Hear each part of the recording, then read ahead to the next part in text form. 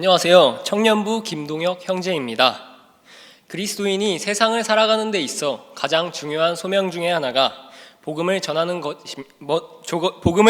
것입니다. 최근에 저는 하나님을 알지 못하는 친구에게 이런 질문을 받았습니다. 너는 하나님을 왜 믿어? 저는 이에 대해 진화론은 말이 안 된다고 생각하고 우주는 우연히 생겨난 게 아니라고 생각해서 당연히 신은 존재한다고 생각했다 라고 답했습니다. 근데 이때 친구는 자기도 진화론은 말이 안 된다고 생각하는데 하나님은 못 믿겠다 라고 이야기하였습니다. 저는 이후에 이 친구에게 열심히 성경의 역사적 증거에 대해 설명해 봤지만 설득할 수 없었습니다. 저는 너무 아쉽더라고요. 모처럼 친구에게 복음을 전할 기회가 왔는데 제대로 전하지 못했다는 것이 너무 답답했습니다. 저는 이를 계기로 이런 상황이 다시 왔을 때 어떻게 대답해야 할까를 생각해 보게 되었습니다. 이 질문은 저뿐만이 아니라 그리스도인이라면 누구나 질문을 받아본 경험이 있거나 앞으로 받게 될 수 있는 질문이라고 생각합니다. 이미 훌륭하게 답할 수 있는 분들도 많이 계시겠지만 저와 같이 기회를 놓치는 사람이 없었으면 하는 마음에 도움이 되고자 하나님을 왜 믿는가에 대한 나의 대답이라고 하는 제목으로 스피치를 준비하게 되었습니다. 자, 그럼 제 친구는 왜 이런 질문을 하였을까요? 너는 하나님을 왜 믿어? 앞서 말했듯이 친구는 진화론과 연결되는 내용인 우연히 빅뱅으로 우주가 생겨났다는 것이 믿기지 않는다고 하였습니다. 그렇다면 어떤 존재가 이 세상을 만들었다는 것인데 그 존재에 대한 궁금증이 질문을 하게 된 배경이었죠. 저는 이에 대해 이렇게 생각해 봤습니다. 하나님, 이 질문에 답을 할 수 있게 되면 이 친구는 무엇을 얻을 수 있을까? 하나님을 믿음으로써 우리는 무엇을 얻고 있나요? 로마서 말씀을 살펴보겠습니다. 로마서 6장 23절 말씀. 죄의 삭슨 사망이나 하나님의 선물은 예수 그리스도 우리 주를 통해 얻는 영원한 생명이니라. 로마서 8장 1절에서 2절 말씀. 그러므로 이제 그리스도 예수님 안에 있는 자들에게는 결코 정죄함이 없나니 그들은 육신을 따라 걷지 아니하고 성령을 따라 걷느니라. 이는 그리스도 예수님 안에 있는 생명의 성령의 법이 죄와 사망의 법에서 나를 해방시켰기 때문이라. 이를 통해 알 수 있는 사실은 하나님을 믿음으로써 그리스도 예수 안에 들어간 자는 죄와 사망으로부터 자유로워지고 영원한 생명을 얻게 된다는 것입니다. 자, 이렇게 이야기하면 비신자 입장에서 가장 거부감을 느낄 수 있는 내용이 바로 내가 왜 죄인이야? 라고 하는 내용입니다. 일반적으로 죄는 남의 물건을 훔치거나 살인을 하는 등 도덕적으로 나쁜 행동만을 생각하지만 성경에서 말하는 죄는 인간이 자신의 뜻대로 살겠다고 선택하고 하나님과의 관계를 끊은 것을 의미합니다. 바로 그 시작이 아담과 이브가 하나님의 명령을 어기고 선악과를 먹는 선택을 한 것이죠. 로마서 5장 12절 말씀. 그러므로 한 사람으로 말미암아 죄가 세상에 들어오고 죄로 말미암아 사망이 들어왔으며 이로써 사망이 모든 사람들에게 전달되었으니 이는 모든 사람이 죄를 지었기 때문이라. 이 말씀을 통해 모든 사람이 죄를 지은 죄인이라는 것과 죄로 인해 사망이 우리에게 임하게 되었다는 것을 알 수 있습니다. 죄로 인해 하나님과 단절된 인간의 상태를 과다출혈에 비유하면 쉽게 이해할 수 있습니다. 심장은 혈액이 있어야 정상적으로 작동할 수 있습니다. 교통사고를 당해 과다출혈의 상태에 있다면 아무리 심장이 열심히 일해봐야 공급할 수 있는 혈액이 부족하기 때문에 결국 죽게 될 것입니다. 그렇기 때문에 수혈을 통해 혈액을 공급받죠. 마찬가지입니다. 죄로 인해 하나님과 단절된 인간의 상태는 과다출혈의 상태입니다. 아무리 선한 행위를 해도 죄의 문제를 스스로 해결할 수 없으며 결국 영적 사망에 이를 수밖에 없습니다. 예수 그리스도의 피, 즉 복음을 공급받을 때 비로소 우리는 영적 생명을 얻게 됩니다. 그렇다면 죄의 문제를 해결하기 위해서는 어떻게 해야 할까요? 성경에서는 오직 예수 그리스도를 통해서만 죄의 문제를 해결할 수 있다고 이야기합니다. 요한복음 14장 6절 말씀. 예수님께서 그에게 이르시되 내가 곧 길이요 진리요 생명이니 아무도 아버지께 오지 못하느니라. 하나님께서는 우리를 사랑하셔서 우리가 받을 형벌을 예수님께 담당시키셨습니다. 예수님은 죄가 없으셨지만 우리의 죄를 대신하여 십자가에서 죽으셨고 3일 만에 부활하셔서 죄와 사망을 이기셨습니다. 로마서 5장 8절 말씀, 우리가 아직 죄인이었을 때 그리스도께서 우리를 위해 죽으심으로써 하나님께서 우리를 향한 자신의 사랑을 당당히 제시하느니라. 그리고 우리가 예수님을 믿고 받아들이면 죄에서 해방되고 영원한 생명을 얻게 됩니다. 마지막으로 인생에서 불안함과 고통을 겪게 되는 이유는 한정된 시간 속에서 결정을 해야 하고 연속되는 판단의 과정 속에서 행복을 찾기 때문입니다. 행복하기 위해 선택한 결정이 과연 올바른 결정이었을까? 라고 하는 미래에 대한 불안감, 선택한 결정에 따른 과정에서 오는 고통, 그리고 그 고통 속에서 이를 극복할 수 있을까에 대한 반복되는 불안감 등, 그 불안감 가장 맨 끝은 결국 죽음이라는 것입니다. 사람은 결국 죽는다는 것은 모두가 알고 있는 사실입니다. 이 죽음 앞에 우리는 어떻게 살아가야 할지를 매 순간 결정하고 있죠.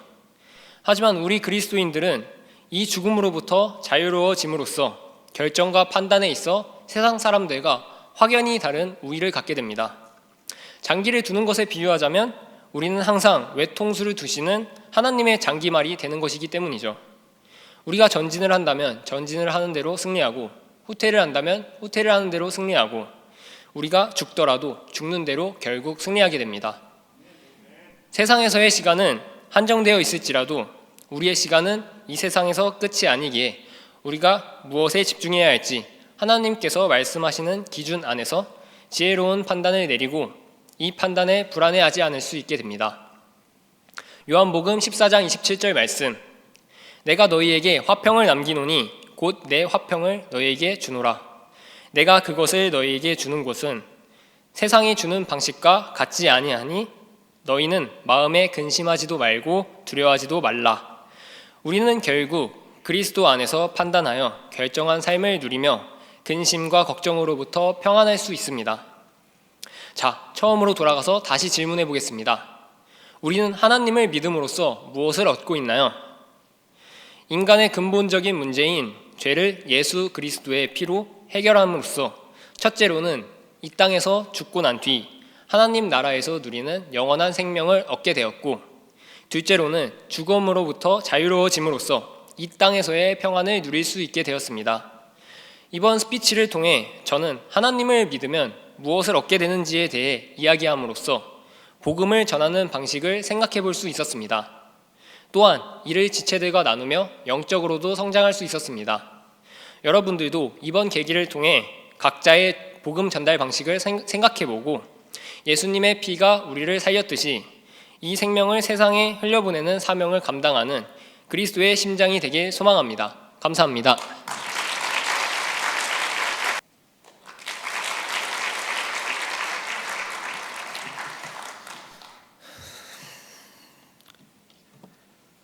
안녕하세요. 저는 사랑침례교회 청년부에 출석하고 있는 이승수입니다. 먼저 이 자리에 서게 해주신 하나님께 감사드립니다. 오늘 저는 말씀에 순종할 때 성화하는 우리의 삶이라는 주제로 말씀을 나누고자 합니다. 우리는 신앙생활 속에서 순종이라는 단어를 자주 듣습니다. 순종의 히브리어 원어는 샤마로, 이는 말을 듣는다는 뜻을 가지고 있습니다. 영어로는 obey, 시키는 대로 하다, 명령이나 법을 따르다는 의미가 있습니다. 즉, 순종은 단순히 듣는 것이 아니라 하나님의 말씀을 듣고 따르는 것을 의미합니다. 오늘 저는 성경 속 인물들을 통해 순종의 참 의미를 살펴보고 하나님께 순종할 때 우리의 삶이 어떻게 변화되는지를 나누고자 합니다. 첫 번째 사례는 모세의 순종입니다. 모세는 하나님의 부르심을 받았을 때 스스로 감당할 수 없다고 느꼈습니다. 그는 미디안 광야에서 양을 치던 평범한 사람이었고 이집트를 떠난 이후 사람들 앞에 나서는 것이 두려웠습니다. 그러나 하나님께서는 떨기나무 가운데서 나타나셔서 말씀하셨습니다.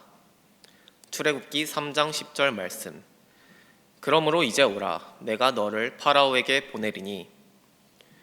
이로써 내가 내 백성 곧 이스라엘 자손을 이집트에서 데리고 나오리라. 하지만 모세는 자신의 세 가지 부족함을 이유로 사명을 거부하려 했습니다. 첫 번째, 내가 누구이기에. 모세는 자신이 아무것도 아닌 사람이라며 이집트의 왕인 파라오 앞에 설 자격이 없다고 했습니다. 이에 하나님께서는 다음과 같이 말씀하셨습니다. 출애굽기 3장 12절 말씀. 내가 반드시 너와 함께하리라. 즉 하나님께서 함께 하신다면 그가 누구인지가 중요한 것이 아니라는 말씀입니다. 두 번째, 내가 무엇이라고 대답하리이까? 이스라엘 백성이 하나님에 대해 묻는다면 모세는 어떻게 답해야 할지 몰라 불안해했습니다. 그에 하나님은 이렇게 말씀하셨습니다. 출애굽기 3장 14절 말씀.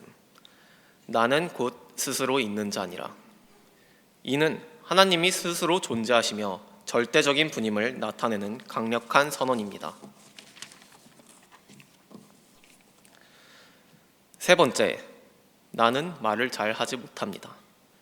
모세는 언변이 부족하다며 사명을 감당할 수 없다고 했지만 하나님께서는 또 한 번 확신을 주셨습니다.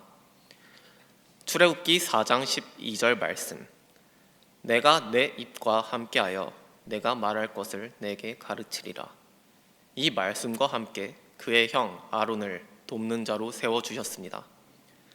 이처럼 모세가 자신의 연약함을 이야기할 때마다 하나님께서는 그의 부족함을 채워주시며 인도하셨습니다. 반면 하나님의 말씀을 따르지 않았던 사울 왕의 사례를 살펴보겠습니다. 사울은 이스라엘의 초대 왕으로서 기름 부음을 받았지만 하나님의 명령을 여러 차례 어겼고 결국 하나님께 버림받았습니다. 첫 번째 불순종, 제사장 사무엘을 기다리지 않음. 하나님께서는 제사장 사무엘을 통해 번제 헌물과 화평 헌물을 드리도록 하셨습니다. 하지만 사무엘이 늦게 오자 사울은 초조해진 나머지 스스로 번제를 드렸습니다. 이로 인해 사무엘은 사울을 질책하며 경고했습니다. 사무엘상 13장 14절 말씀. 이제 왕의 왕국이 지속되지 못하리이다. 주께서 왕에게 명령하신 것을 왕이 지키지 아니하였으므로 주께서 자신의 마음에 맞는 사람을 구하셨으며 주께서 그에게 명령하사 자신의 백성을 다스릴 대장이 되게 하셨나이다.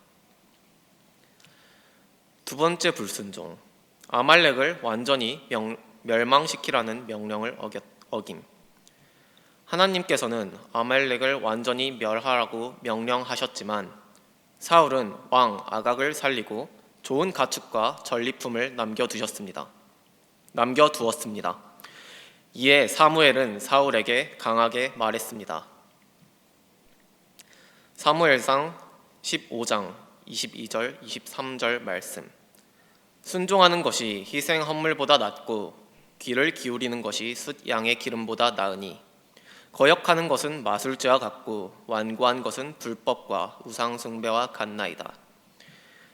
왕이 주의 말씀을 버렸으므로 그분께서도 왕을 버려 왕이 되지 못하게 하였나이다. 결국 사울은 왕의 자리에서 버림받았고 그의 불순종은 큰 대가를 치르게 되었습니다.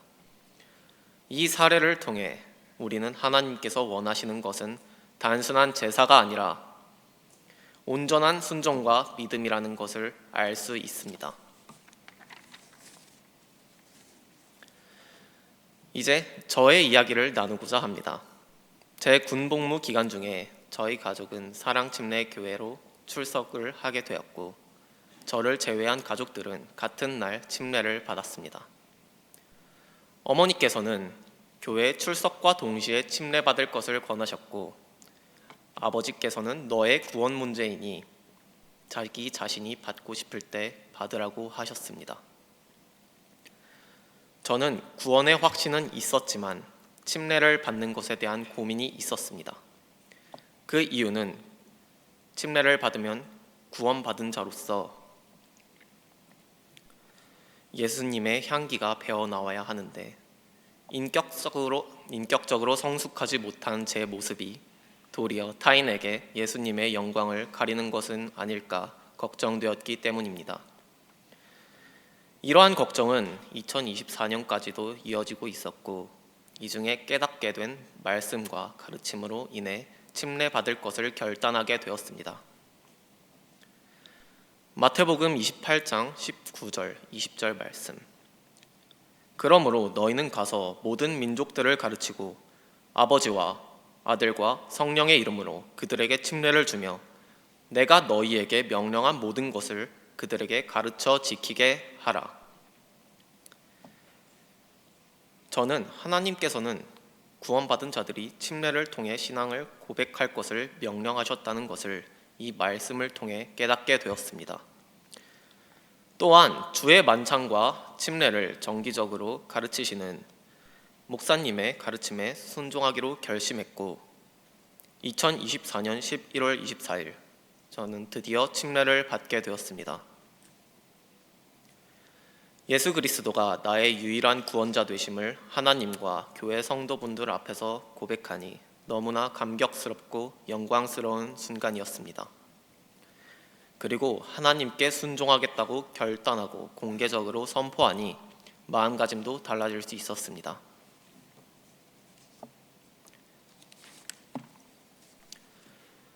에베소서 4장 13절 말씀. 마침내 우리가 다 믿음과 하나님의 아들을 아는 일에 하나가 되어 완전한 사람에 도달하며 그리스도의 충만하심의 장성한 분량에 이르리니. 이 말씀처럼 저는 제 삶의 여정에서 하나님과 동행하며 그리스도의 장성한 분량에 이르기까지 성화의 길을 걸어가도록 힘쓰며 노력하겠습니다. 함께 기도해 주시길 바라겠습니다. 이상으로 제 스피치를 들어주셔서 감사합니다.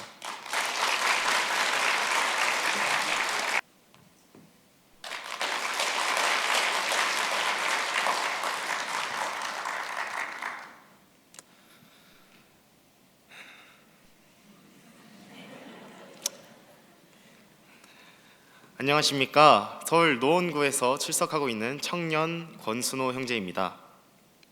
저는 오늘 지나치게 감성에 의존하는 신앙의 위험성과 성경적 진리에 기반한 이성적인 믿음의 분별이 왜 중요한지에 대해서 스피치해보고자 합니다.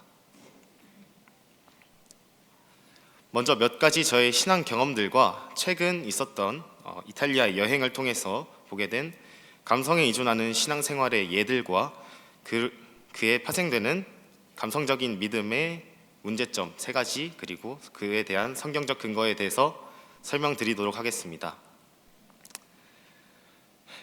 먼저 저의 첫 번째 신앙 경험입니다.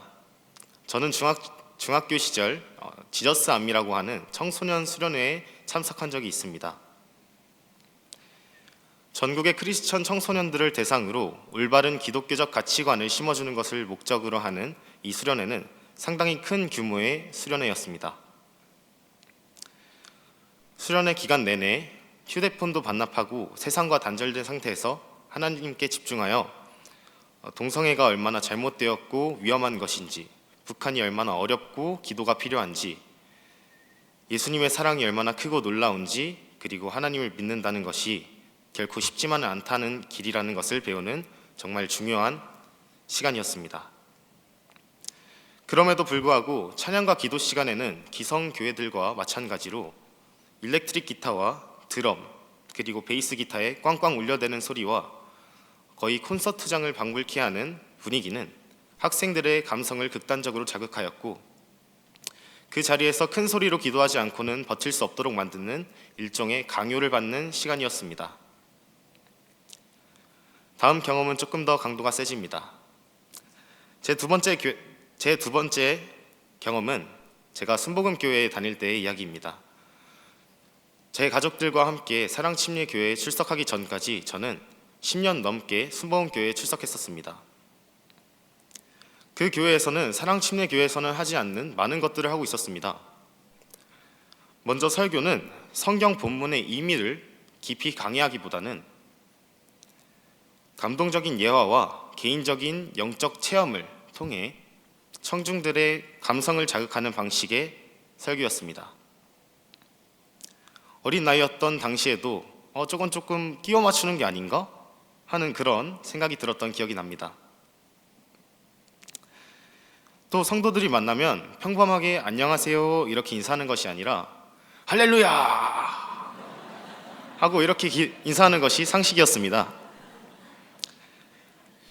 그 다음으로는 역시 큰 소리로 소리치며 기도하는 소위 말하는 통성기도 시간을 매 예배 시간마다 가졌던 기억이 납니다. 특히 방언을 받는 것이 신앙의 정말 필수적인 요소로 강조되었었고, 이 방언을 받지 못하면 마치 믿음이 부족한 것처럼 여겨지는 분위기였습니다. 이런 기도 시간에 열심히 큰 소리로 소리치며 기도하는 것은 기도에 응답해 주실 수 있는 하나님의 능력을 믿는 믿음에 기반한 것이 아니라 내가 이렇게 열심히 기도했으니 하나님께서는 들어주실 거야 라고 생각하는 자기의 감성에 기반한 자기 만족이었을 뿐입니다. 마지막으로 저의 최근 경험을 말씀드리도록 하겠습니다. 저의 부모님께서 유학을 하시는 도중에 저를 낳으셔서 저의 출생지는 이탈리아가 되었습니다. 그리고 약 2달 정도 전에 가족들과 함께 이탈리아에 다시 여행을 갈 수 있는 정말 행복한 시간을 갖게 되었습니다. 이탈리아의 여러 도시들을 방문하였지만 그 중에 중세 도시라고 알려져 있는 아시시라는 곳을 방문하였습니다. 이곳은 성인이라고 불리우는 프란체스코라는 사람의 고향으로 더 잘 알려진 곳입니다. 그는 부자의 아들로 태어나 죽을 고비를 넘기면서 예수님을 만나고 회심하여 청빈한 삶을 살다가 프란체스코 수도원을 설립한 정말 감동적인 이야기의 주인공이었습니다. 그런데 새들과 이야기를 나누고 손과 발과 옆구리에 예수님의 5개의 상처가 이식되었다라는 놀라운 이야기들을 들으면서 과연 성경이 완성된 중세시대에 새들과 이야기를 나누고 우상의 기적이 실제로 일어날 수 있었을까? 라고 생각하는 저의 이성이 이심을 하지 않을 수 없었습니다. 저의 판단으로는 프란체스코라는 사람의 존재와 그의 회심과 그의 청빈한 삶이라는 사실에 기반하여 거짓으로 부풀려진 이야기들을 통해 사람들의 감성을 자극하려고 하는 악한 의도가 숨어 있는 것으로 보여졌습니다. 또 이탈리아의 모든 도시들마다 공통적으로 있는 건축물이 무엇인지 아십니까? 바로 성당입니다. 성당은 이태리 말로는 chiesa, 영어로는 church, 그리고 한국어로는 또 교회라고도 불리우죠. 이탈리아에는 가는 도시들마다 가장 중요한 자리에 성당이 놓여져 있고 그 성당은 성인이라고 불리우는 사람들의 조각상들과 화려한 그림들로 장식되어 있습니다. 그 수많은 아름다운 조각상들과 그림들을 보면 누가 봐도 이건 우상이구나 라는 생각이 들 수밖에 없을 것입니다. 르네상스와 바로크 시대에 정말 재능이 넘치던 예술가들의 아름다운 예술 작품임에는 틀림이 없지만 예수님께서 세우시겠다고 하셨던 내 교회, My Church, La Mia Chiesa라고 하는 그 교회와는 본질적으로 다른 우상 숭배의 전형적인 모습이었습니다. 그들 카톨릭은 웅장함과 압도적인 예술성, 그리고 너무나도 그럴듯한 꾸며낸 이야기들을 통해 사람들의 감성을 자극하고 이를 통해 전 지역을 성역화하고 행위 종교에 심취하도록 만들었습니다. 지금까지 저의 3가지 신앙 경험을 통해 감성에 의존한 신앙생활의 예들을 한번 살펴보았습니다. 자, 그럼 왜 감성적인 믿음이 문제가 될 수 있을까요? 3가지 주요 문제점과 성경적 근거를 한번 말씀드리도록 하겠습니다. 첫 번째로 행위 중심의 신앙이 될 수 있다는 것입니다. 감성적인 믿음은 사람들을 행위에 집착하게 만듭니다. 제가 앞서 말씀드렸던 이전 교회와 수련회에서 저는 부끄럽지만 정말 하나님께 찬양드리고 기도하는 것을 순수히 기뻐했던 것이 아니라 저의 자기 만족과 주변 사람들의 눈을 많이 인식했었던 것 같습니다. 신앙생활이 감성적 체험이나 외적인 행위에 의해 사람들에게 평가될 수는 있습니다. 하지만 성경은 우리가 행위가 아닌 오직 믿음으로만 구원받는다고 명확히 말하고 있습니다. 에베소서 2장 8절에서 9절 말씀입니다. 너희가 믿음을 통해 은혜로 구원을 받았나니 그것은 너희 자신에게서 난 것이 아니요 하나님의 선물이니라.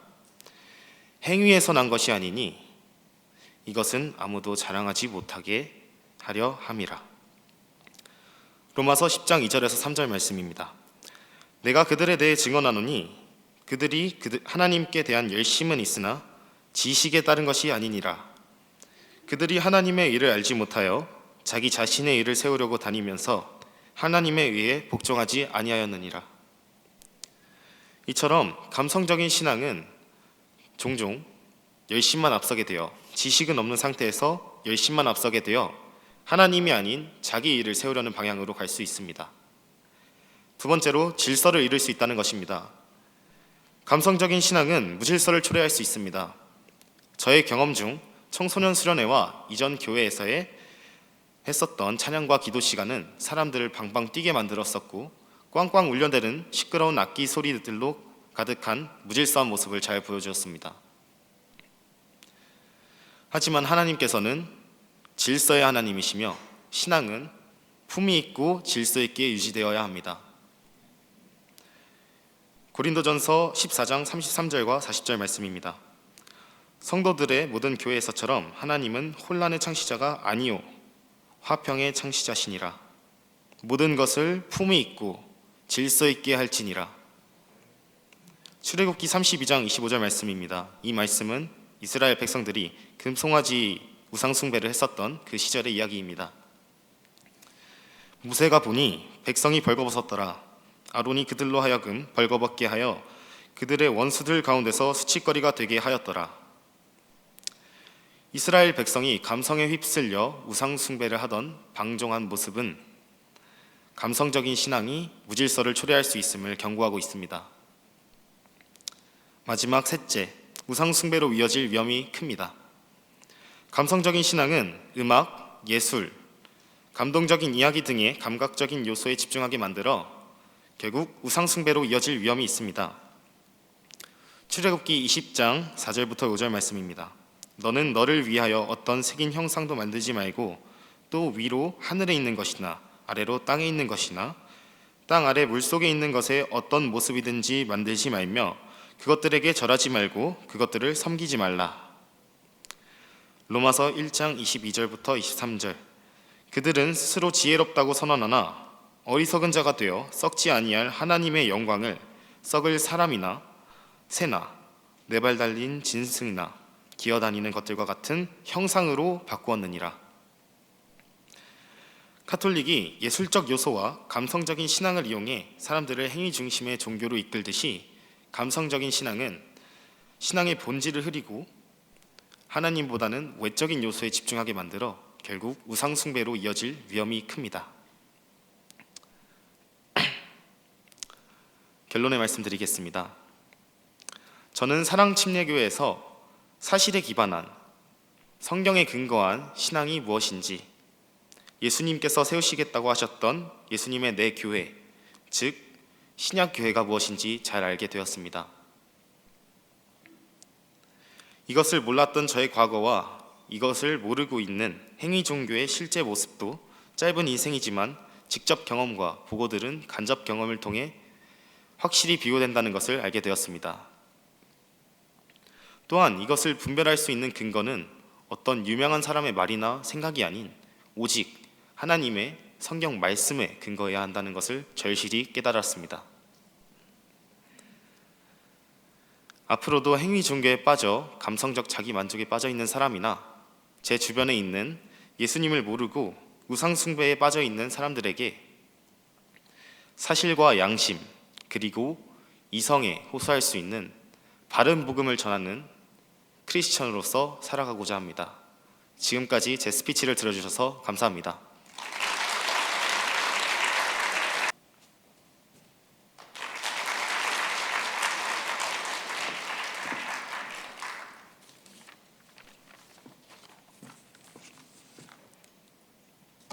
안녕하세요. 사랑침례교회 성도 여러분.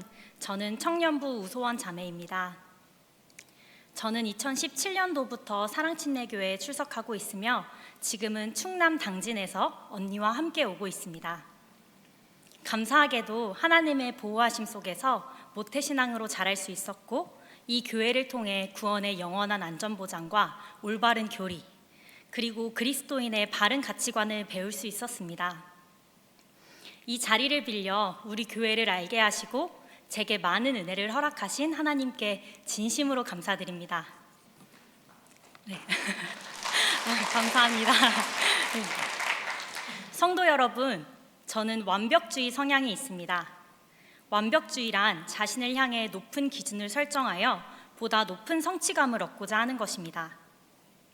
이 완벽주의 성향은 더 좋은 결과를 낼 수 있는 장점이 있지만 반면에 스스로를 힘들게 만들고 성취감에 매료되어 가장 중요한 가치를 잊게 만들기도 합니다.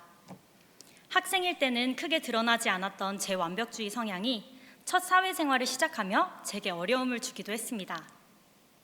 그 당시 저에게 큰 깨달음을 주고 따뜻한 위로를 주었던 책인 폴트린 목사님의 지금 누리는 하나님 나라를 성도 여러분께 소개하고자 합니다.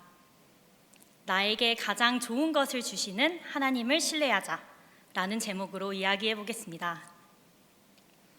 성경의 큰 주제 두 가지는 하나님 왕국과 예수님의 구원 사역입니다. 우리는 하나님의 왕국 백성으로 하나님의 영광을 위해 창조되었습니다. 저는 어릴 때 하나님께 영광을 돌리는 방법은 착하게 살고 성실한 노력으로 이 세상에서 성공하는 것으로 생각했었습니다. 하지만 어느 순간 하나님 나라보다 눈앞의 현실에 더 집중하게 되고 무엇보다 스스로에게 초점이 맞춰져 있음을 발견했습니다. 세상의 가치가 하나님의 가치와 혼합되어 진짜 중요한 것이 무엇인지 분별하지 못했습니다. 하나님보다 사람의 눈을 과하게 의식하여 자라려 하고 사람의 평가를 무서워했습니다. 그런데 이 책을 통해 다시금 사람이 창조된 목적을 떠올리게 되었습니다. 그것은 바로 하나님의 영광을 위한 삶입니다. 책에서는 우리가 각자 나만의 작은 왕국을 만들며 산다고 말합니다. 이 작은 왕국은 내가 통제할 수 있는 영역, 내 만족과 성취를 위한 노력으로 이루어진 공간입니다. 저는 제 계획대로 모든 것이 잘 될 거라 믿고 세상에서의 성공과 인정을 추구하며 살았습니다. 하지만 그 결과는 평안이 없는 불안과 자책뿐이었습니다. 치과의생사인 저는 사실 작년 첫 사회생활에 실패를 겪었습니다. 신입으로서 부족할 수밖에 없었던 저인데 처음부터 실수 없이 한 번에 잘할 것이라고 생각했습니다. 누구보다 잘 적응해서 사람들에게 칭찬받기를 원했습니다. 그러나 치과 진료실 특성상 신속함과 능숙함을 요하는 분위기에 완벽하지 못한 제 자신이 너무 괴롭고 힘들었습니다. 자만했던 제가 무너지는 순간이었습니다. 제 뜻대로 따라주지 않는 상황이 답답했고 저는 일하는 평일뿐만 아니라 퇴근 후 집에서 교회에 오는 주일까지 위축되었습니다. 우리는 어떤 일이 우리 자신에게서 난 것으로 생각할 만큼 능력이 있지 아니하며 오직 우리의 능력은 하나님에게서 나느니라. 고린도후서 3장 5절 말씀처럼 하나님은 시간 속에서 저를 단련하시고 작은 왕국에 사로잡힌 저를 붙잡아 주셨습니다. 우리는 하나님께서 행하시는 것이 최선임을 굳게 붙들고 신뢰해야 합니다. 하나님께서는 성공이나 명예를 저에게 약속하신 적이 없습니다. 하나님께서 제게 약속하신 것은 영원한 구원과 영원한 최종 종착지인 하나님 왕국입니다. 이 세상에 살더라도 우리는 사람의 시선으로 보지 않고 하나님의 시선, 영원의 관점으로 세상을 바라봐야 합니다. 부족하더라도 의지적으로 노력해야 합니다. 마태복음 6장 33절 그런즉 너희는 먼저 그의 나라와 그의 의를 구하라. 그리하면 이 모든 것을 너희에게 더하시리라 말씀처럼 우리는 하나님의 왕국과 하나님의 의를 구해야 합니다. 하나님은 우리가 다 알지 못해도 우리에게 항상 최선의 것을 주십니다. 시간이 많이 지난 후에 당시에는 알 수 없을지라도 하나님이 저의 인생을 최선으로 이끌어 주시고 이 모든 것이 하나님의 은혜였음을 하나님의 보호하심이었음을 알게 해주십니다. 시편 37편 24절처럼 우리가 넘어질지라도 주께서 자신의 손으로 우리를 떠받치신다는 사실을 굳게 믿어야 합니다. 가장 중요한 것은 바로 이것입니다. 우리가 추구하고 소망해야 할 왕국은 나의 작은 왕국이 아니라 하나님의 왕국이라는 사실입니다. 저는 이제 제가 사는 현실 속에서도 하나님의 왕국을 조금씩 경험하기를 소망합니다. 이 땅에서의 어떤 가치보다도 하나님 나라의 가치를 두어 살고 싶습니다. 그리고 하나님의 은혜 속에 그 좁은 길을 걸어가고 싶습니다. 지금 이 순간에도 하나님께서 이미 함께 하시는 왕국을 바라보며 지금 우리 모두 함께 하나님의 뜻을 따라 살아가기를 소망합니다. 감사합니다.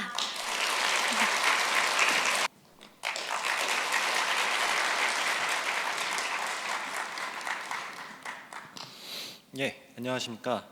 저는 홍성화 형제라고 합니다. 오늘 이 스피치는 사실 취업 준비로 고생하는 제 친구를 위해서 준비하려고 했습니다. 그런데 원고를 제대로 쓰기도 전에 취업에 성공을 해버려서 그래서 좀 계획을 좀 바꿨습니다. 그래도 드리려는 주제는 같습니다. 제가 오늘 드릴 말씀의 제목은 20대 청춘, 하나님께 간구하라입니다. 20대를 보내신 분들에게 먼저 여쭙겠습니다. 여러분의 20대는 어떠셨습니까? 지금 20대를 보내고 있는 제가 생각하기에는 꿈과 희망의 나이입니다. 고등학교로 졸업했을 때 느낌이 기억이 나십니까? 정들었던 친구들과 멀어지지만 그래도 앞으로의 인생이 좀 더 궁금하지 않으셨습니까? 네, 표정을 보니까 좀 까마득한 얘기를 한 것 같습니다. 주제를 잘못 정했나 싶은데 아무튼 대학교 생활이나 일을 시작한 지 얼마 안 됐을 때를 한번 떠올려 봅시다. 공부와 일이 힘들었지만 친구들과 그리고 동료들과 함께하면서 즐겁지 않으셨습니까? 이런 일 저런 일 하면서 다양한 경험도 쌓아보고 새로운 도전도 해봅니다. 친구들과 여행도 가보고요. 새로운 게 너무나 많고 하고 싶은 일도 참 많았습니다. 저도 아직 20대지만 지금까지의 기억을 되짚어보니 20대는 정말 보석같이 빛나는 나이다 라고 생각이 듭니다. 그러나 20대는 삶의 고통을 마주하기 시작하는 나이입니다. 개인적으로는 인생의 고통이다 라는 말이 이제 좀 살갗으로 와닿기 시작했습니다. 삶을 살아가는데 왜 이렇게 거쳐야 할 역경이 많은지 모르겠습니다.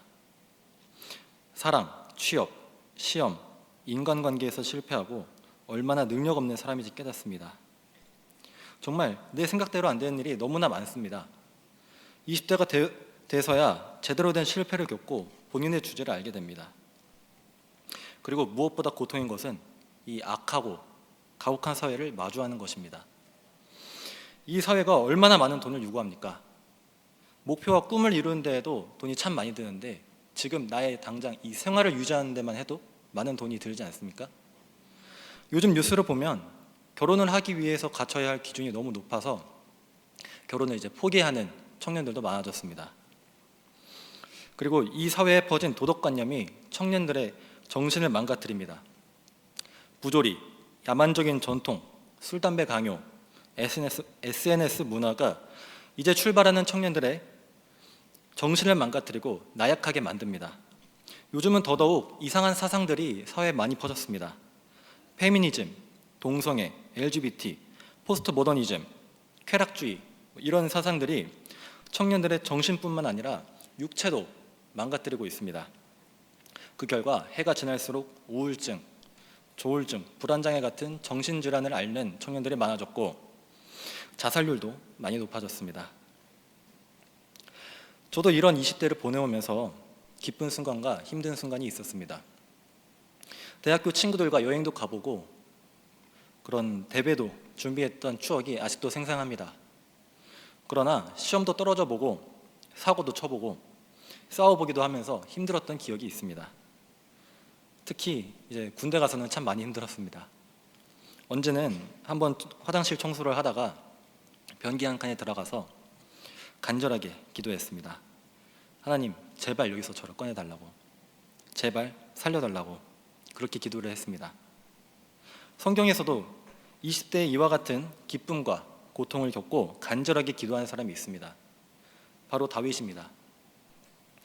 성경에서 이렇게 20대의 삶을 입차감 있게 써놓은 인물이 또 있을까 싶습니다. 아시다시피 다윗은 사울에게 목숨의 위협을 받으며 쫓겨다녔습니다. 이때 다윗이 쓴 시편에서 다윗이 얼마나 무서웠는지 그리고 얼마나 간절하게 기도했는지 알 수 있습니다. 시편 38편 21절 22절입니다.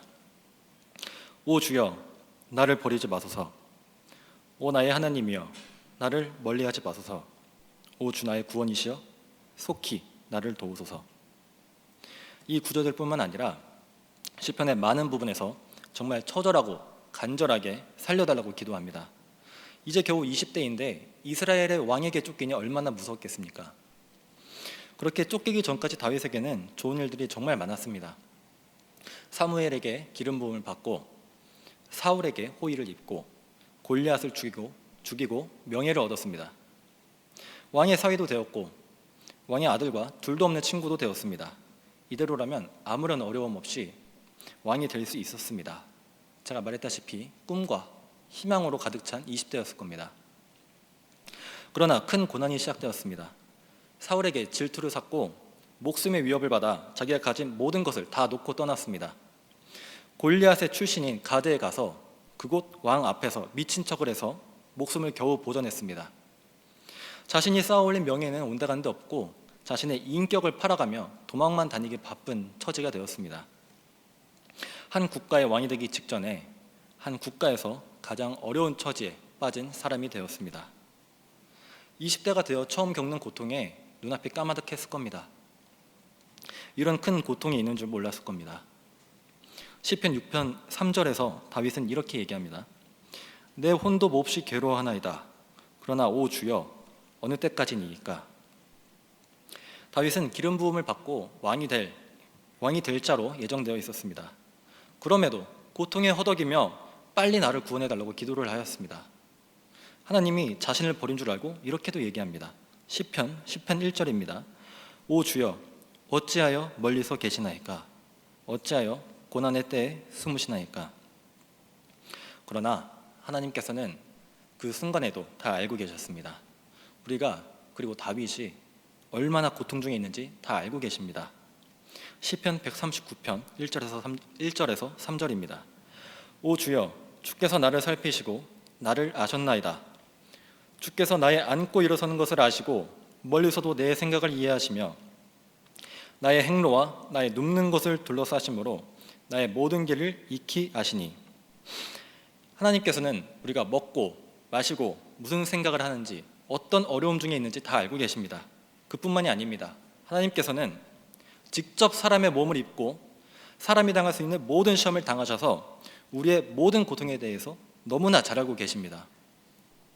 사람의 몸을 입고 내려오신 하나님, 그 예수님은 태어나실 때부터 가장 낮은 곳에 오셨습니다. 작은 도시인 베들레헴에서 여간방이 없어 외양간 구유에 누이셨습니다. 그리고 거칠게 몸을 쓰는 목수일을 하셨고 금식하는 와중에 마귀에게 직접 시험을 당했습니다.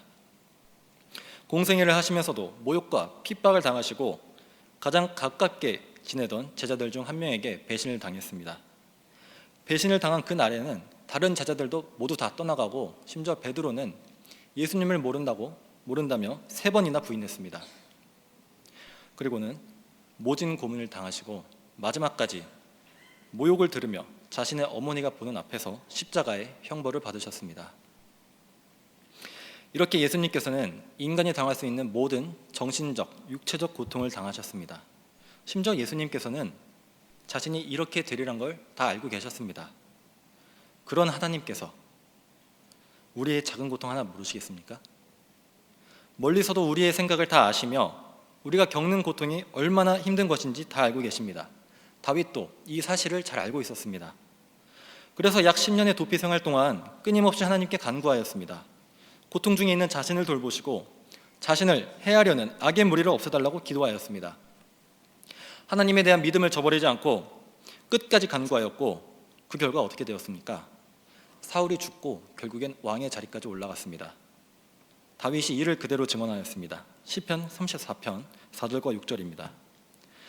내가 주를 찾음에 그분께서 내 말을 들으시고 내 모든 두려움에서 나를 구출하셨도다. 이 가엾은 자가 부르짖음에 주께서 그의 말을 들으시고 그의 모든 고난에서 그를 구원하셨도다.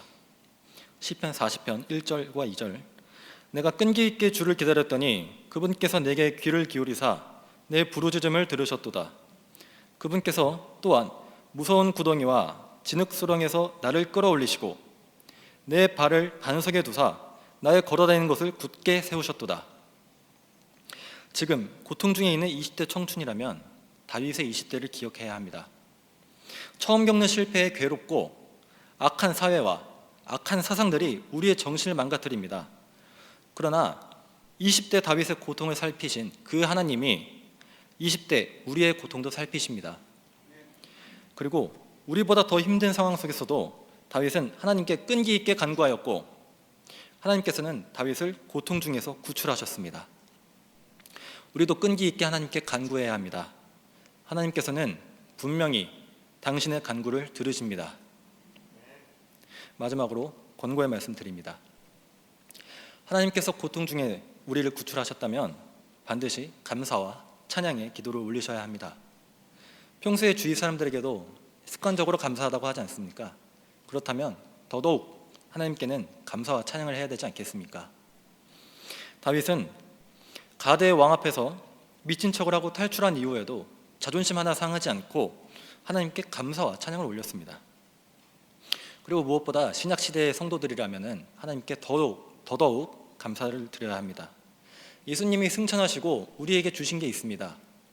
바로 위로자 성령님입니다. 구원받은 성도라면 언제 어디서나 성령님께서 우리를 위로하십니다. 고난 중에 항상 위로하시는 성령님과 우리를 고난 중에서 구출하실 하나님을 생각하시면서 마지막으로 제가 감사와 찬양의 시편을 읽고 마치겠습니다. 시편 136편 1절에서 3절입니다. 오 주께 감사하라. 그분은 선하시며 그분의 긍휼은 영원하도다. 오 신들의 신께 감사하라. 그분의 긍휼은 영원하도다. 오 주들의 주께 감사하라. 그분의 긍휼은 영원하도다.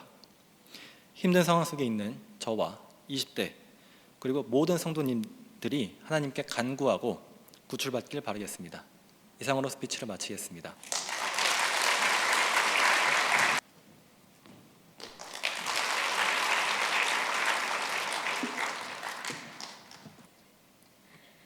안녕하세요. 사랑침례교회 성도 여러분.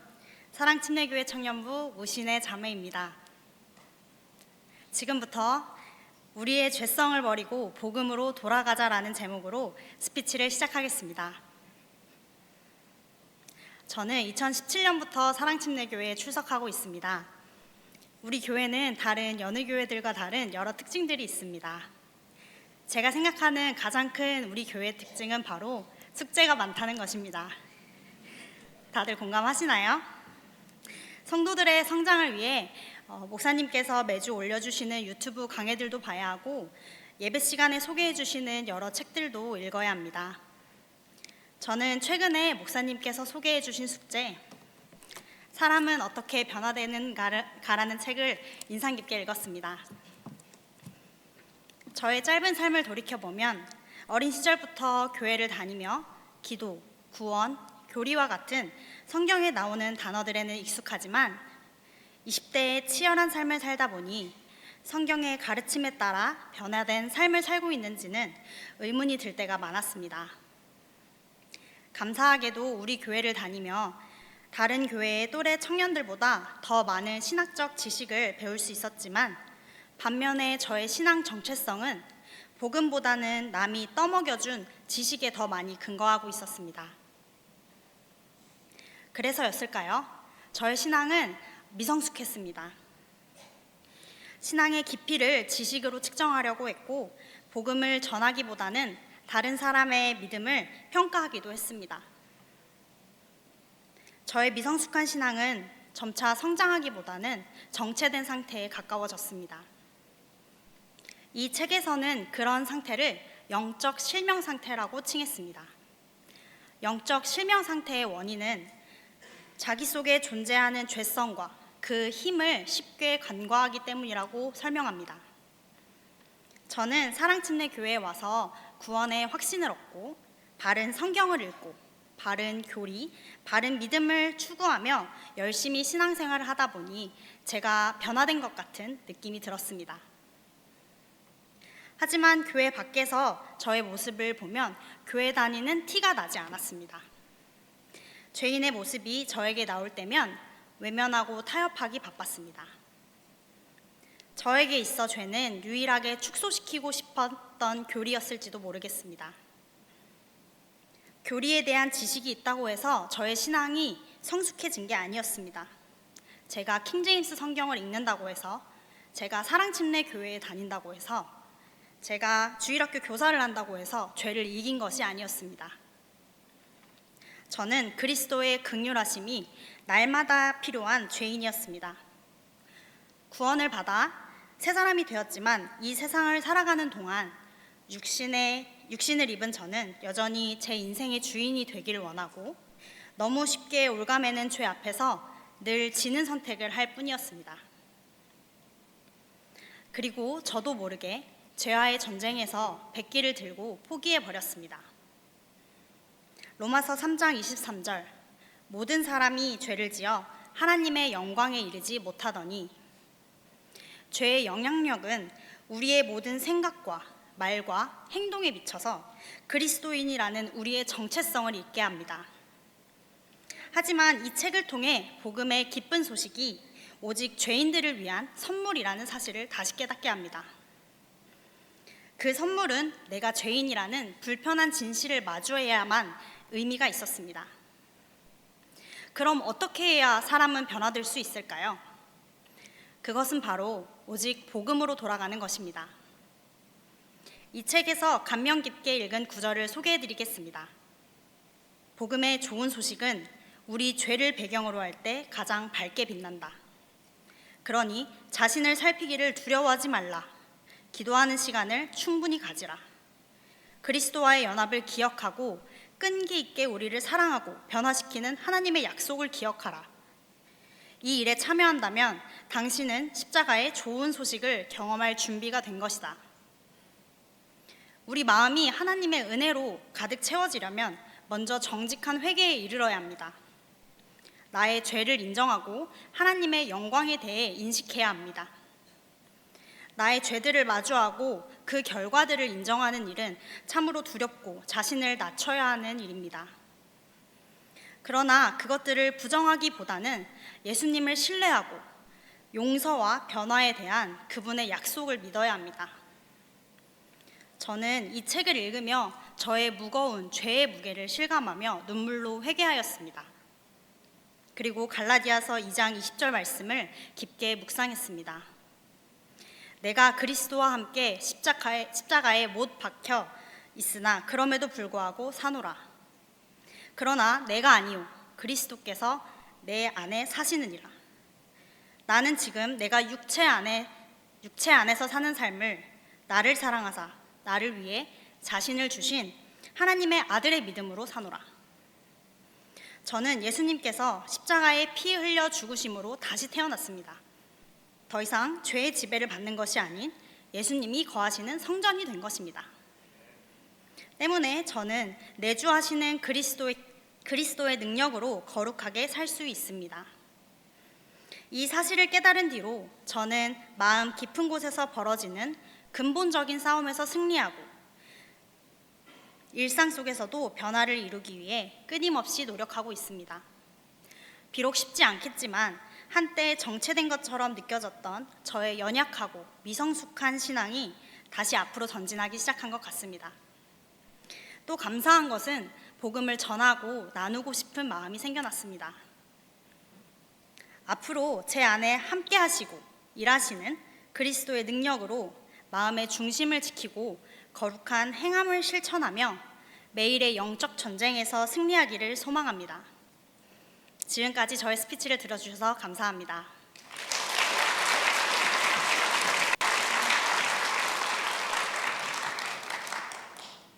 안녕하세요. 저는 김지혜 청년이라고 합니다. 작년 11월 여기서 주일학교 아이들이 스피치하는 것을 현장에서 함께 보았는데요. 이 자리에 있으니 아이들이 새삼 대담하게 느껴집니다. 제가 준비한 스피치 주제는 구원의 영원한 안전 보장입니다. 청년의 때에 할 수 있는 스피치 주제가 무엇이 있을까 고민하던 중에 3명의 직장 동료들과 각각 이야기를 나누게 되었습니다.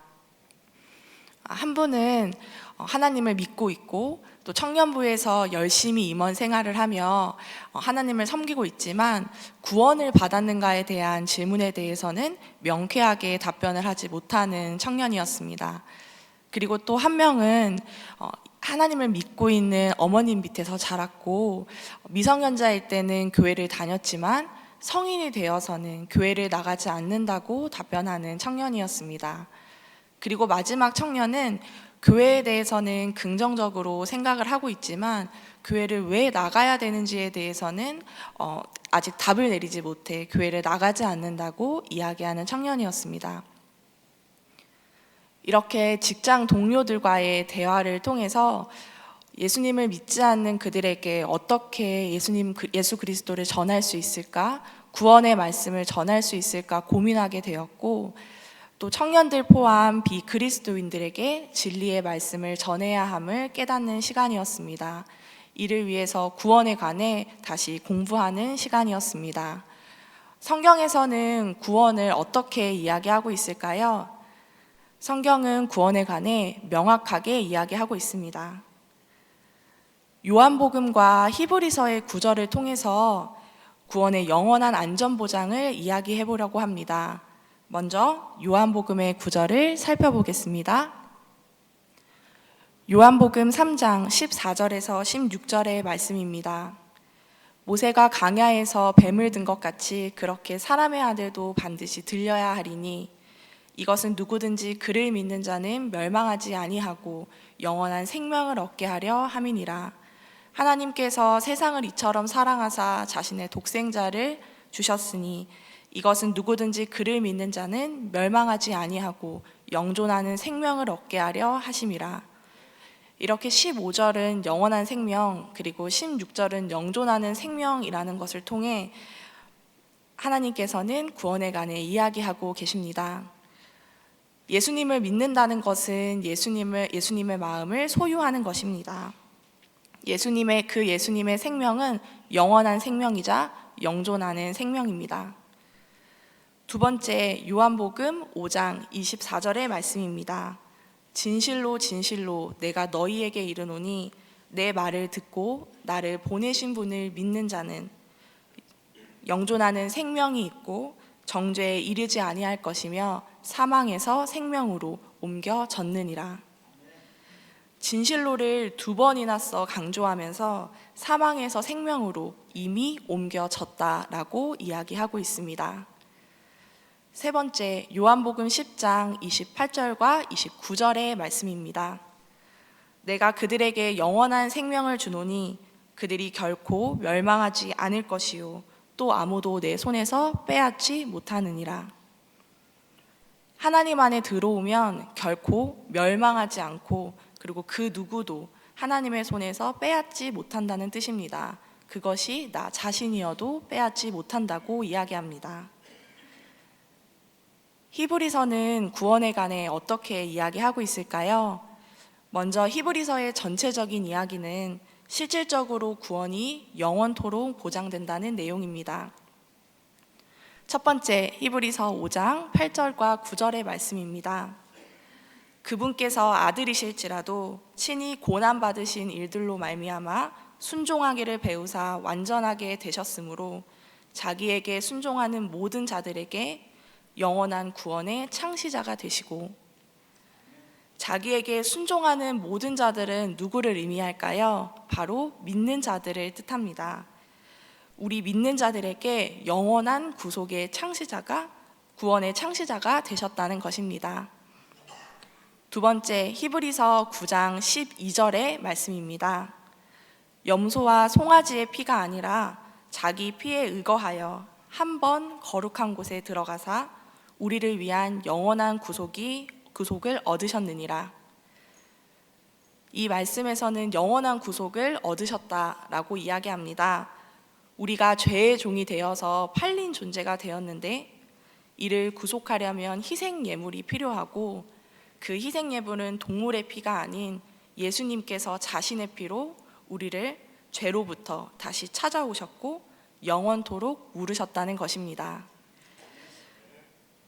요한복음과 히브리서의 9절을 보듯이 예수님께서는 단 한 번 영원히 들여서 우리의 죄를 완전히 제거하셨습니다. 구원을 잃어버릴 수 있을까요? 그럴 수 없다고 이야기하는 것이 총 요약 내용입니다. 우리는 구원을 지키지 못하고 그리고 그러한 능력도 없지만 바로 어느 분께서 지켜주실까요? 바로 예수 그리스도이십니다. 히브리서 12장 1절과 2절의 말씀을 읽어보겠습니다. 그러므로 이렇게 큰 구름 같은 증인들이 또한 우리를 둘러싸고 있으니 우리가 모든 무거운 것과 너무 쉽게 우리를 얽어매는 죄를 떨쳐버리고 인내로 우리 앞에 놓여있는 경주길을 달려가며 우리 믿음의 창시자요 또 완성자이신 예수님을 바라보자. 그분께서는 자기 앞에 놓인 기쁨으로 인해 수치를 멸시하시며 십자가를 견디셨고 하나님의 왕자 오른쪽에 앉혀지셨느니라. 우리의 믿음을 처음으로 만들어주시는 분은 예수님이시고 그것을 끝까지 지켜 완성해 주시는 분 또한 예수님이심을 저는 믿습니다. 한 번 구원받으면 영원히 구원받습니다. 네 가지 맥락으로 구원의 영원한 안전보장을 정리하겠습니다. 첫 번째, 구원은 예수 그리스도를 믿는 것입니다.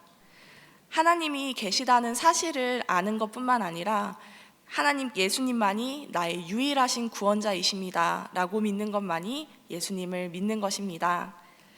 두 번째, 우리는 행위로 구원받지 않고 행위로 구원을 유지하지 않습니다. 로마서 11장 6절에서는 만일 그것이 은혜로 된 것이라면 더 이상 행위에서 난 것이 아니니 그렇지 않으면 은혜가 더 이상 은혜가 아니니라. 그러나 만일 그것이 행위에서 난 것이라면 더 이상 은혜가 아니니 그렇지 않으면 행위가 더 이상 행위가 아니니라. 성경은 어디서든지 구원을 받기 위해 선행을 해야 한다고 이야기하지 않습니다. 사람은 선행과 상관없이 오직 은혜로 구원을 받는 것입니다. 세 번째, 구원은 거저 얻은 선물입니다. 로마서 6장 23절의 말씀을 읽어보겠습니다. 죄의 삭은 사망이나 하나님의 선물은 예수 그리스도 우리 주를 통해 얻은 영원한 생명이니라. 내가 열심히 일해서 받는 보수가 아니라 그저 구원은 내 행위와 상관없이 하나님께서 거저 주시는 것입니다. 네 번째, 구원은 새로운 출생입니다. 요한복음 3장에서는 니고데모의 이야기가 나옵니다. 예수님께서는 사람들이 쉽게 알 수 있는 출생이라는 것을 통해 구원이 무엇인지 설명해 주셨습니다. 구원을 받고 나면 사람이 다시 태어나는 것과 같습니다. 하지만 구원의 확신을 잃게 되는 이유는 무엇일까요? 바로 항상 패배하는 내 모습을 보기 때문입니다. 내가 과연 구원받을 만한 하나님의 자녀인가? 이런 생각이 든다는 것입니다. 그리고 그 틈을 마귀는 놓치지 않고 우리의 생각을 부추깁니다. 이러한 생각을 없애는 해결책은 무엇일까요? 바로 하나님의 말씀을 놓지 않아야겠습니다. 마무리하겠습니다. 2주 전 한 명의 직장 동료와 다시 이야기를 나누게 되었습니다. 자세히 이야기를 들어보니 사실 자신은 짓고 있는 죄가 많고 깨끗하지 않은 사람인데 그 상태에서 교회를 나갈 수 없을 것 같다라고 이야기하는 그 청년의 모습을 보게 되었습니다. 이를 바탕으로 그 청년과 구원과 성화에 대해서 다시 이야기를 나누었습니다. 그 청년이 다시 신앙생활을 하고 마음속에서 예수 그리스도를 영접하기를 바랍니다. 이 세대를 살아가는 청년들은 학업, 취업, 승진, 결혼, 경제적 자유 등등 끝없이 미래를 위해 자기 개발을 합니다. 저 또한 그곳에서 자유로울 수는 없습니다. 하지만 하나님 없이는 이 모든 것들의 끝은 영원한 사망이라는 사실입니다. 참으로 가슴 아픈 이야기입니다. 그렇기 때문에 이번 스피치는 저에게 있어 시작점입니다. 아직 믿지 않는 가족들, 또 인연이 되는 사람들에게 성경에서 이야기하는 하나님이 누구이신지, 그리고 어떻게 해야 구원을 받을 수 있을 것인지 전해야 함을 깨달았습니다. 이를 위한 재정립의 시간이었습니다. 빌립보서 2장 12절과 13절의 말씀을 읽어보겠습니다. 그러므로 내 사랑하는 자들아, 너희가 항상 순종한 것 같이 내가 있을 때뿐만 아니라 내가 지금 없을 때에도 더욱더 순종하여 두려움과 떨림으로 너희 자신의 구원을 일하여 드러내라. 자신의 선한 기쁨에 따라 너희 안에서도 일하사 원하게도 하시고 행하게도 하시는 분은 하나님이시니라. 지금은 30대를 보내고 있고 하나님께서 허락하신다면 중장년, 노년을 살아가게 될 텐데 이 말씀 기억하면서 우리 교회의 가치와 철학을 이어나가는 청년이 되도록 노력하겠습니다. 경청해 주셔서 고맙습니다.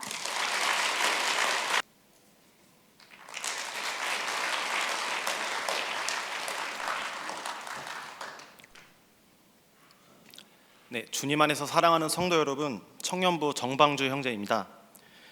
저는 이 시간 찬양이 나의 삶에 미치는 영향이라는 제목으로 저의 생각을 성도님들과 함께 나누기를 원합니다.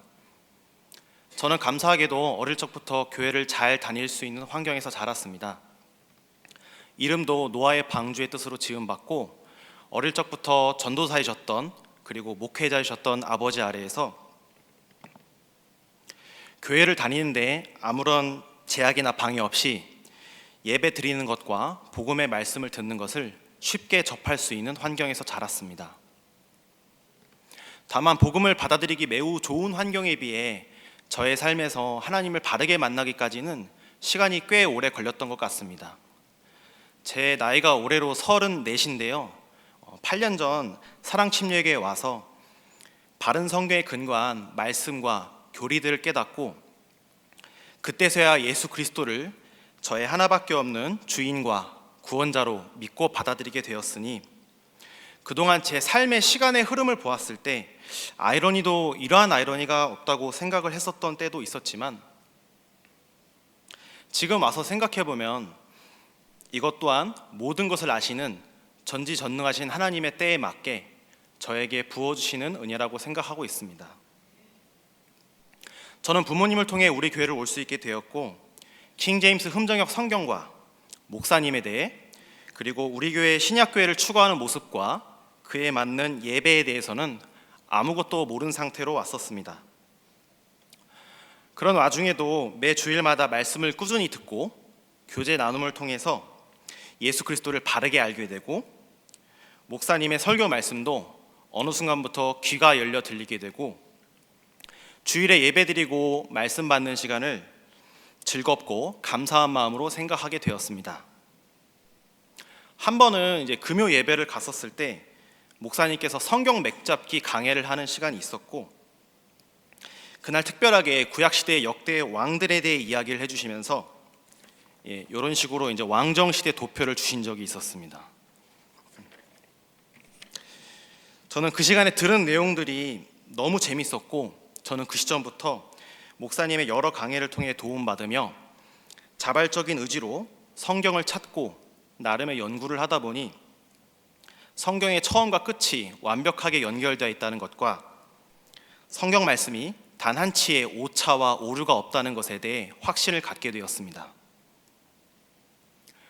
구원의 복음을 받아들이고 성경 말씀에 대한 확신을 갖고 살아갈수록 계속 생각하게 되는 것은 이 귀한 복음을 알지 못하고 깨닫지 못하였다면 영원한 지옥불 속에서 형벌받을 수밖에 없는 과거의 저라는 존재를 생각해 보게 되었습니다. 저임에도 불구하고 영원한 생명을 선물로 주시기 위해 주님께서 어떠한 일들을 하셨는지 생각하게 되고 하나님의 자녀라는 사실이 얼마나 기쁘고 감사한지도 생각해 보고 성도로서 어떻게 살아야 할지 어떤 기도를 해야 하는지 생각하고 고민하는 시간들을 많이 가지게 되었습니다. 또한 성도의 의무이자 특권이 하나님을 찬양하는 것이라는 것을 깨닫고 특별히 찬양에 대해, 가사에 대해 많은 생각들을 하게 되었습니다. 우리 이 찬송가에 나와 있는 가사들은 우리 믿음의 선배들이 말씀에 근거하여 남겨놓은 신앙 고백과 기도인 것을 알게 되고, 예배 시간이나 주중에서의 삶에서 찬양을 대할 때 느끼고 깨닫게 되는 의미가 저에게는 구원의 복음을 깨닫기 전과 후로 다르게 느끼게 됨을 체감하게 되었습니다. 부끄러우면서도 감사한 것은 어릴 적 교회에서 목사님께 들었던 말씀들은 기억이 잘 나지 않는데 부르고 들었던 찬송들은 많이 기억이 났습니다. 전에 다니던 교회에서는 오후 예배 시간에 목사님 말씀 선포 전에 성도 특별 찬양 시간이 있었습니다. 원하는 사람은 남녀노소 상관없이 자발적으로 나와 찬양하는 시간이었는데, 저 또한 그 당시 이제 중고등학생이었는데 무슨 용기가 있었는지 혼자서 그 시간에 독창으로 참여한 적이 몇 번 있었습니다.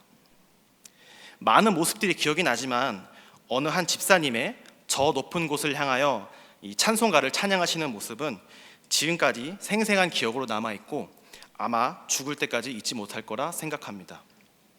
그 집사님이 이제 어머니 뻘 되시는 자매님이셨는데 그 특유의 힘 있고 호소력 있는 목소리로 내 주여 내 발 붙드사 그곳에 서게 하소서, 그곳은 빛과 사랑이 언제나 넘치옵니다.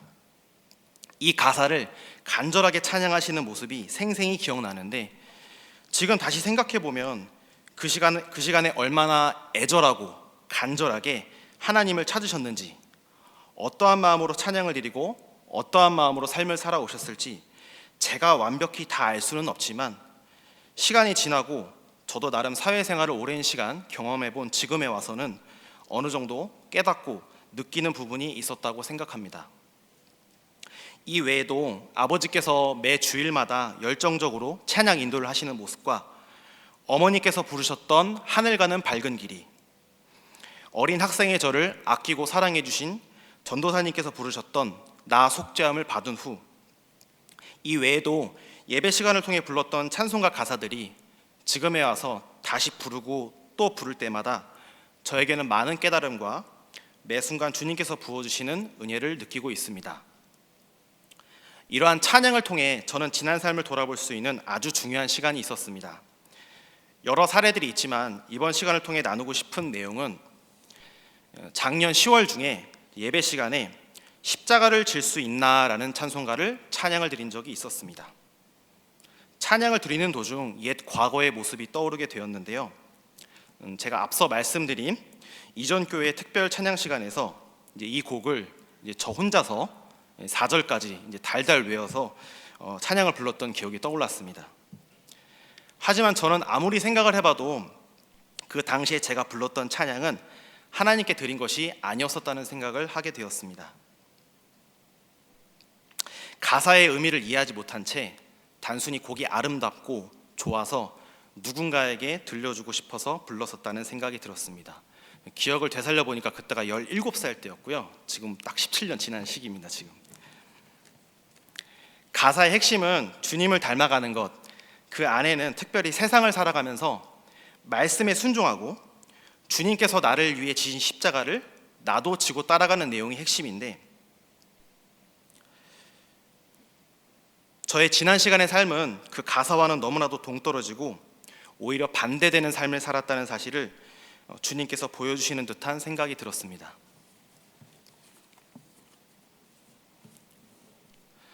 너무나도 많은 시간을 죄 가운데서 보내었는데, 요약하자면 육신의 정욕, 안목의 정욕, 인생의 자랑을 추구하는 삶 그 자체였음을 돌아보게 되고, 의미를 제대로 깨닫지 못하고 부른 그 찬송 가사, 즉 십자가를 지고 사랑과 충성을 바치겠다는 지키지도 않을 헛된 말을 함으로 부지 중에도 짓는 죄, 즉 하나님을 기만했었다는 사실을 깨닫게 되었습니다. 예배 시간에는 어떻게 감정을 잘 추스렸던 것 같은데, 일상의 삶으로 돌아와 그 찬양을 다시 듣고 부르며 올려드릴 때 지난 시간 살아온 삶에 대해 견딜 수 없는 죄책감과 하나님께 송구스러운 마음이 들어 눈물이 멈추지 않는 시간을 보낸 적이 있었습니다. 시편 34편 18절 말씀. 주께서는 상한 마음을 가진 자들에게 가까이 계시며 통회하는 영을 가진 자들을 구원하시는도다. 아멘. 이러한 찬양과 그리고 말씀을 통하여 주님께서 저를 불쌍히 여겨주시고 긍휼을 베풀어 주셨음을 느낄 수 있었으며, 회개하는 마음으로 말씀에 순종하는 삶을 살아갈 수 있도록 성령님의 도우심을 경험할 수 있는 시간이었습니다. 하나의 사례만 말씀드렸지만 지난 과거의 삶을 돌아보았을 때 특별히 구원의 복음을 깨닫고 하나님을 바로 알게 된 후 말씀과 기도를 통하여 부어주신 은혜도 많지만 특별히 찬양을 통해 부어주시는 은혜가 많이 있음을 깨닫고 감사하며 믿음의 삶을 살아가고 있습니다. 사랑하는 성도 여러분, 여러분들께서도 다 아시겠지만 구원받은 성도들은 하나님을 위해 존재하고 오직 주님의 영광만을 위해 살아가야 한다는 것을 잘 알고 계실 거라 생각합니다. 몸의 각 지체도 주님의 일을 위해 주신 것이고 그중 입의 역할은 하나님을 찬양하고 주님의 이름을 높이며 모든 존귀와 영광을 선포하고 전하는 것이 우리의 입이 해야 할 역할이라고 생각합니다. 말씀을 사랑하고 기도에 힘쓰며 거룩하신 하나님의 공의와 존귀와 영광과 긍휼과 베풀어 주시는 사랑을 날마다 생각하고 입으로 고백하는 찬양의 삶이 주님 만나는 그날까지, 주님 다시 오시는 그날까지 믿음을 지키며 살아가는 우리 모두가 되기를 간절히 소망합니다. 경청해 주셔서 감사합니다.